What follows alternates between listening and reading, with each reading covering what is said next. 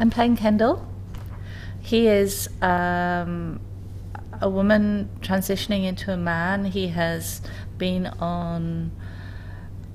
He's been undergoing the transition for a few years now, so he's most of the way there. He is a man. He's a man in his mind. He's a man in his everything. He's a mother. I know that's a bit of a thing in terms, but he is a mother, and he's estranged from his daughter. He's very closed off. He has a very close friend, Sophia, who he lives with, who understands him, I think probably more than anybody else in the world. And he's just trying to live his life. He's a vet. He's a very sensitive, he's a gentle soul. He loves animals. He's been a wounded soul, so he likes to relate to people or things that are wounded, I think. At the beginning of the play, he's like all of us, just looking for love and being disappointed time after time. But as the play goes on, he meets someone. He meets someone that he thinks could be the one. And he's been married in the past, obviously. He's had a child. And I think they were in love when they got married, but it was wrong because he was not right within himself, so he was living a lie. So if you're living a lie, you can never be 100% with the person that you're with. But he meets somebody, and I think that he feels that maybe this person is the one person in the world that might be the right person for him, but we'll have to see. The director gave me loads of information, which was great. I went online and I looked up people's stories. I found websites where they've got there's a happy trans website. I've done quite a lot of research because I knew nothing or very little when I started out this process. When I got the role, it was like, oh my god, I need to find out a bit about this. I've read a few people's stories, and people have been quite open and shared their pain, and just reading the research, it's really helped me understand a little bit. I mean, I could never understand 100%. I mean, to not be happy within your own skin is just huge. I've been very lucky. I'm actually happy in my own skin, but not everybody is. And to find that out when you're very young, and to live that way, and to feel like you're living a lie, just must be unbelievably painful. And people you must feel closed off from the whole world, because you can never be who you really feel you should be. And a lot of women who transition to men also have, unlike men who transition to women are more receptive and open. Men are they find it quite a threat. So it's actually quite dangerous as well for some of them, and that's something I didn't know either. So a lot of women who transition to men, they have to do it very underground, and they have to hide because they're in danger of getting hurt by men who just do not understand and find it a threat. Well, I think being Kendall is a massive challenge. I'm not remotely like that. Kendall and me are completely different. I hope I understand him a bit, but I understand how he feels, but I can never, ever understand exactly what he's going through, and that is a huge challenge for anybody, I think. So just being Kendall is a challenge. I'm completely not like Kendall, but I do understand his sensitivity and his love of animals and his caring and his hurt. I can totally relate to that. But everything about Kendall is a challenge. It's a massively challenging and a wonderful role to be lucky enough to do, yeah.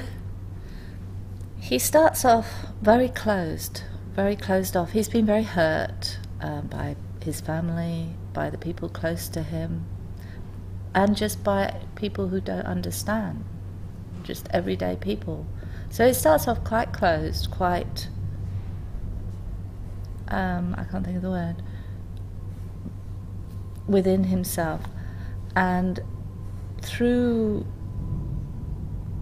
meeting Tyler and through various confrontations with Melanie, his daughter, he starts to open up, and I think it's a huge journey because he has to learn to live again as a feeling, thinking person.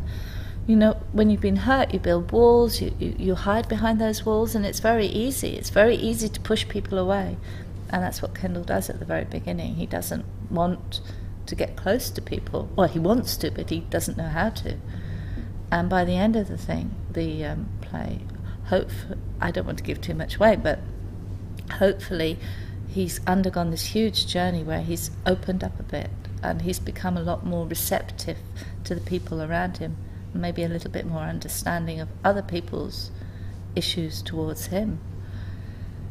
Well, I think the whole play is about diversity and acceptance. It's about people accepting Kendall as who he is. It's about families accepting family as they are, not just in the stereotypes that they're supposed to be. It's about celebrating that you are different and just living your life. It's just about people trying to find love, and it doesn't matter who you are or what your gender is or what your sexuality is. We're all still looking for love. We all still want to be cared about. We all still want to love people. We want people to love them, us, you know.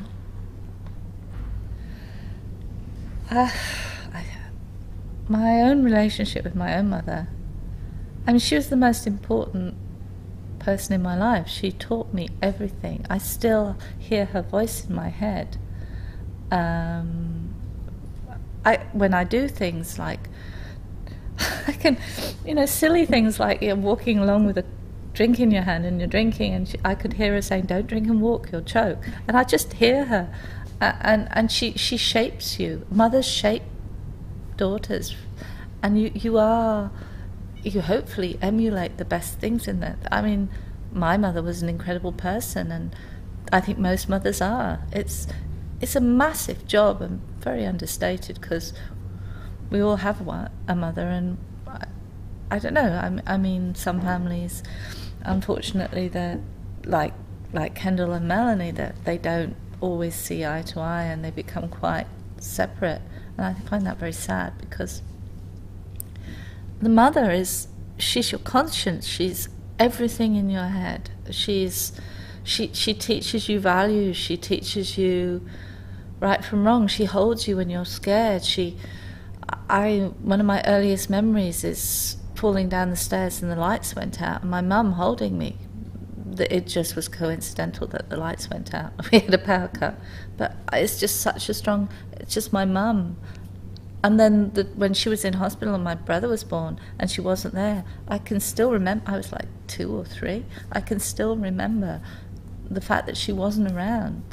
You just need your mum so much. And the fact that Kendall and Melanie are so, particularly at the beginning of the play, so far apart, and it hurts both of them. It's really, really sad. And you know that this happens in so many families, and it's through misunderstandings, it's through non-communication, which Kendall is very good at, not communicating, you know. Well, I think everybody's families, I mean, there's no such thing as a perfect family. Everybody's families have problems, and everybody's families have issues, and everybody's families have challenges and things that happen to them.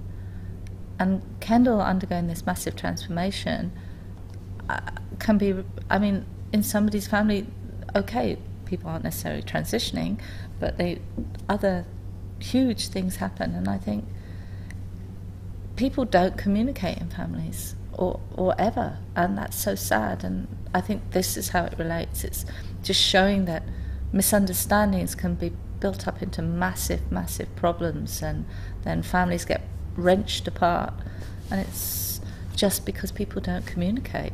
And I think that's how the play can relate to everybody. I mean, you're seeing it through the fact Kendall's transitioning is the catalyst, but it can be anything.